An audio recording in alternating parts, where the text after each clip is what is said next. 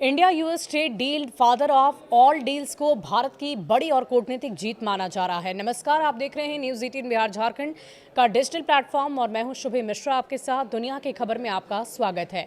देखिए, भारत और अमेरिका के बीच हुई नई ट्रेड डील में डेयरी और संवेदनशील कृषि उत्पादों को बाहर रखा गया है। क्या आपको इसके पीछे की वजह पता है? क्या डेयरी और कृषि को इस डील से बाहर रखने के पीछे भारत सरकार की कोई बड़ी रणनीति है? आइए इसे विस्तार से समझते हैं। भारत और अमेरिका के बीच जो नया ट्रेड समझौता हुआ है उसमें भारत के डेयरी और खेती से जुड़े सामानों को बाहर रखा गया। लेकिन अच्छी खबर यह है कि भारत के करीबन 40 अरब डॉलर से ज्यादा के सामान अब अमेरिका में बिना किसी टैक्स यानी कि जीरो ड्यूटी के जा सकेंगे। कपड़े, चमड़े के सामान, समुद्री उत्पाद, केमिकल, कुछ खेती, प्रोसेस्ड फूड जैसे सामानों पर लगने वाले टैक्स पहले ही दिन से कम कर दिए जाएंगे। जो टैक्स पहले 25% से भी ज्यादा थे, अब उसे घटाकर 18% कर दिया जाएगा।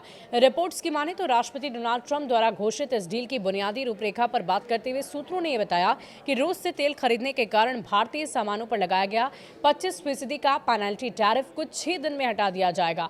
इसके अलावा करीबन 30 अरब डॉलर के श्रम आधारित भारतीय सामान पर लगाया गया 25% का रेसिप्रोकल टैरिफ भी संयुक्त बयान के जरिए डील फाइनल होने के कुछ दिन बाद घटकर 18% हो जाएगा। सूत्रों के अनुसार अमेरिकी बाजार में भारतीय एक्सपोर्ट्स को बांग्लादेश, कंबोडिया, वियतनाम, इंडोनेशिया, चीन, मलेशिया, थाईलैंड जैसे देशों से कड़ी टक्कर मिल रही थी, क्योंकि उन देशों के श्रम आधारित उत्पादों पर ड्यूटी काफी कम थी।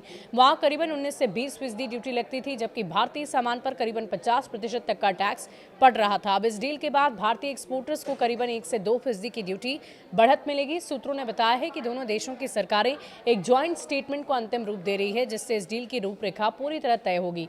इसके बाद कानूनी प्रक्रिया पूरी कर डील पर मुहर लगेगी। डील की ज्यादातर शर्तें ज्वाइंट स्टेटमेंट के बाद लागू होंगी। कुछ बातों के लिए अलग अलग समय सीमा निर्धारित हो सकती है, लेकिन डील पहले से ही एक तय ढांचे में तय हो चुकी है और इसीलिए इसे जल्दी से लागू किया जाएगा। अगर आपको याद हो तो इससे पहले अमेरिकी कृषि मंत्री बुक रोलिंस ने कहा कि इस डील के तहत अमेरिका भारत को ज्यादा खेती से जुड़े प्रोडक्ट बेचेगा, जिससे अमेरिका के ग्रामीण इलाकों में ज्यादा पैसा पहुंचेगा।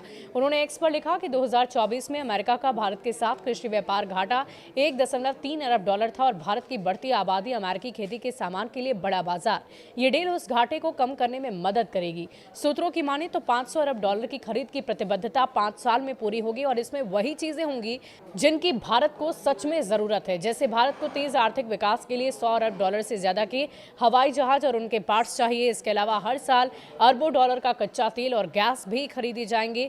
डील के बाद भारत के करीबन 10 अरब डॉलर के सामान को अमेरिका में जीरो ड्यूटी पर एक्सपोर्ट्स की इजाजत मिल सकती है। जैसे अमेरिका अपने कई एफटीए पार्टनर्स को देता है, ये अमेरिका की PTAAP सूची के तहत होगा, जिसमें करीबन 2000 से भी अधिक प्रोडक्ट शामिल हैं, जैसे प्राकृतिक संसाधन, कॉफी, चाय, फल, टमाटर, फलों के जूस। इसके अलावा करीबन 4 अरब डॉलर के भारतीय सामान पहले से ही छूट में हैं, जैसे कुछ कृषि उत्पाद, कागज, खनिज, फार्मा और मोबाइल फोन पहले से ही छूट में थे।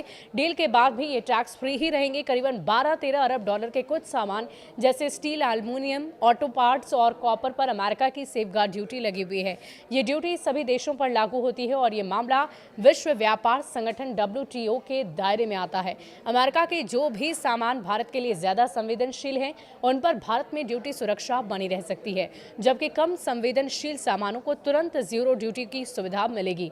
संवेदनशील सामानों में डेयरी, अनाज, मक्का, मांस, पोल्ट्री, चावल, गेहूं, GM फूड, सोयाबीन और इथेनॉल शामिल है। थोड़े कम संवेदनशील सामान जैसे बादाम, पिस्ता, चेरी और हेजलनट पर कोटा सिस्टम हो सकता है, जबकि लेट्यूस और कुछ तेलों पर 3 से 10 साल में धीरे धीरे ड्यूटी खत्म करने की मुकम्मल व्यवस्था की जाएगी। तो अब आप ये समझ रहे होंगे कि भारत ने इतनी बड़ी रणनीति कैसे तैयार की है और कैसे इसका फायदा आने वाले भविष्य में भारत को मिलेगा। इस पर आपका क्या कहना है, हमें कमेंट सेक्शन में लिखकर अपनी राय जरूर बताइएगा।